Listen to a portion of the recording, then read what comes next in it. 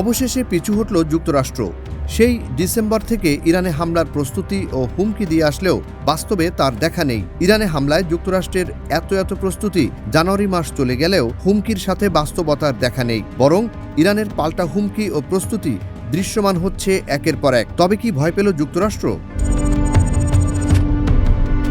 যুক্তরাষ্ট্রের বিপরীতে পাল্টা হুমকি দিতে গিয়ে একের পর এক নতুন অস্ত্রের চমক দেখাচ্ছে ইরান। সাথে রয়েছে অত্যাধুনিক তথ্য প্রযুক্তির সক্ষমতার প্রমাণ। ইতোমধ্যে মার্কিন রণতরী ইউএসএস আব্রাহাম লিঙ্কনের গতিবিধির ড্রোন ফুটেজ প্রকাশ করে দিয়েছে ইরান। এতে বাধ্য হয়ে ট্রান্সপন্ডার বন্ধ রাখে মার্কিন রণতরী ইউএসএস আব্রাহাম লিঙ্কন। সবশেষ খবরে জানা যায়, পাহাড়কে ঢাল হিসেবে চিন্তা করে ওমান উপকূলে স্থির আছে মার্কিন রণতরীটি।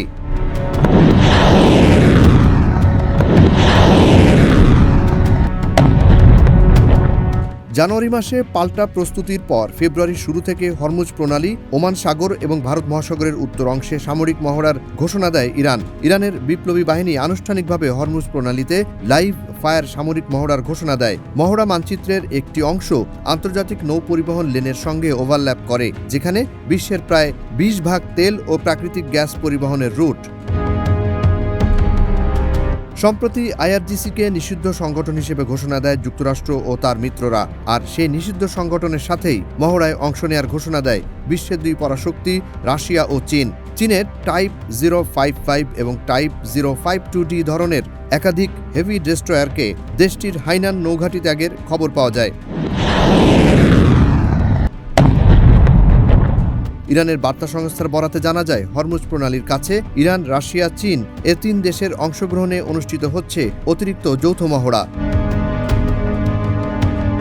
পাশাপাশি ইরানের কারাজ ও কাজভিন প্রদেশের আশেপাশে নতুন ব্যালিস্টিক ক্ষেপণাস্ত্র পরীক্ষার খবর পাওয়া যায়। ইরানের ফাতাহ হাইপারসনিক ক্ষেপণাস্ত্র হচ্ছে একটি নির্ভুল নির্দেশিত দ্বি-স্তরের কঠিন জ্বালানি ক্ষেপণাস্ত্র, যার পাল্লা 1400 কিলোমিটার এবং গতি 13 থেকে 15 ম্যাক। এদিকে ইউএসএস আব্রাহাম লিঙ্কন বিমানবাহী রণতরী বর্তমানে ওমান উপসাগরে রয়েছে। এক সরকারি বিবৃতিতে নৌ মহড়ার সময় সামুদ্রিক আইন মেনে চলা এবং বাণিজ্যিক জাহাজগুলোতে আইআরজিসিকে কোনো ঝামেলা না করার অনুরোধ করে মার্কিন সেন্টকম।